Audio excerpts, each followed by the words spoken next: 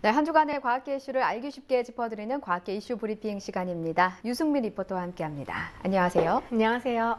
네, 우리 태양계 바깥에 있는 먼 행성의 질량을 측정하는 새로운 기술이 개발이 됐는데요. 외계 생명 서식에 적합한 환경인지를 연구하는 데 응용이 될 수가 있다고요? 네, 미국 MIT 과학자들이 이 행성의 대기를 보는 것만으로 행성의 질량을 알 수 있는 이 새로운 매스 스펙 기술을 개발했습니다. 네, 지구와 마찬가지로 다른 행성에서도 고도가 높아질수록 대기가 희박해집니다. 이는 거리에 따라 중력의 인력이 약해지기 때문인데요. 행성의 인력은 질량에 따라 결정되기 때문에 행성의 대기가 고도에 따라 얼마나 희박해지는지 알면 행성의 질량을 알 수 있는 겁니다.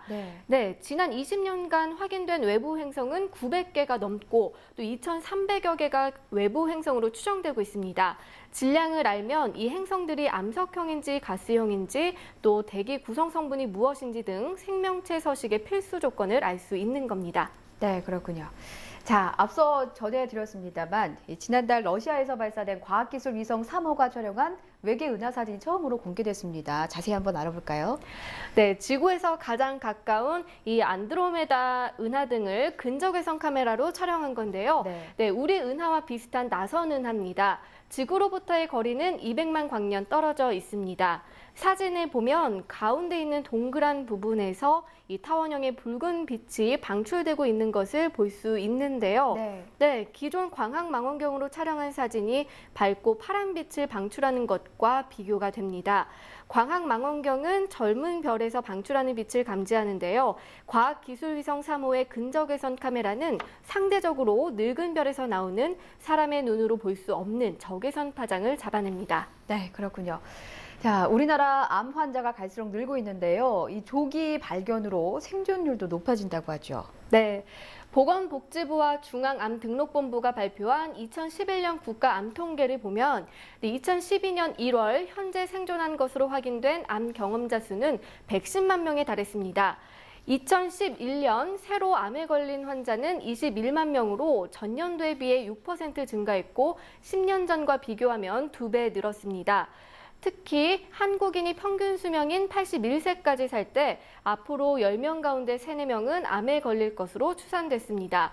반면 조기 발견과 치료 기술의 발달로 생존율도 높아져 2007년부터 2011년까지 암 환자의 5년 생존율은 66%로 2001년부터 2005년까지의 생존율보다 12.5%포인트 높아졌습니다. 네, 이 우리나라 연구진을 포함한 12개국 공동연구팀이 류머티즘 관절염에 관여하는 새로운 유전자를 발견했다고 하는데요. 이 소식도 좀 들어볼까요? 네, 한양대 의대 배상철 교수팀은 미국 하버드 의대 연구팀이 주도한 국제 공동연구에 참여해 이 류머티즘 관절염 환자 2만 9천여 명과 이 정상인 7만 3천여 명의 유전자를 조사했습니다. 분석 결과 류머티즘 관절염과 관련된 유전자는 총 378개로 확인됐고 이 가운데 98개 유전자가 생물학적으로 병의 발생과 큰 관련이 있는 것으로 나타났습니다. 배 교수는 이번 연구가 새로운 류머티즘 관절염 치료제 개발에 필요한 표적 유전자를 찾아냈다는 데 큰 의미가 있다고 설명했습니다. 네, 그렇군요. 자, 세포는 자신의 불필요한 성분을 스스로 잡아먹는 자식작용을 하는데요. 이를 이용해서 암세포를 죽게 만드는 표적 치료제 후보 물질이 발견됐다고 하죠. 네, 특정 화학물질을 이용해서 이 암세포의 과잉 자식작용을 이제 유발한 건데요. 서울 아산병원 연구팀이 이런 방법을 이용해 암세포를 사멸시키는 데 성공했습니다. 연구팀은 유방암세포주와 정상유선상피세포주에 특정 화학물질을 첨가한 결과 정상세포주보다 암세포주에서 세포 사멸이 50% 증가했다고 밝혔습니다. 세포 자살을 유도하는 기존 항암제는 세포 자살과 관계된 유전자 돌연 변이가 발생해 그 효과에 한계가 있었는데요. 연구팀은 자식작용을 항암제 개발에 적용하면 기존의 한계를 극복할 수 있다고 기대했습니다.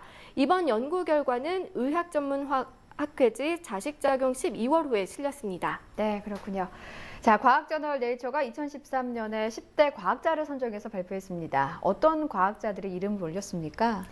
네, 지난 6월 이 미국 대법원은 기업이 인간 유전자에 대한 특허권을 가질 수 없다고 판결했습니다. 네, 이 소송에서 이길 수 있었던 건 4년 넘게 미국 시민자유연맹 편에서 서서 인간 유전자의 특허 무효를 위해 싸운 과학자 타이나 시몬셀리 덕분입니다. 유전자 특허의 무효화를 이끌어낸 타이나가 네이처가 뽑은 올해 10대 과학자에 이름을 올렸습니다. 지난 2월 러시아 첼라빈스크에 떨어진 운석 후 흩어진 운석 조각 사냥에 나선 러시아 과학자 빅토르 그로우프스키 교수 역시 10대 과학자에 뽑혔습니다. 그로우프스키 교수는 3번에 걸쳐 5kg 이상의 운석 조각을 찾아냈으며 10월에는 호수 바닥에서 570kg의 거대 운석 조각도 발견했습니다.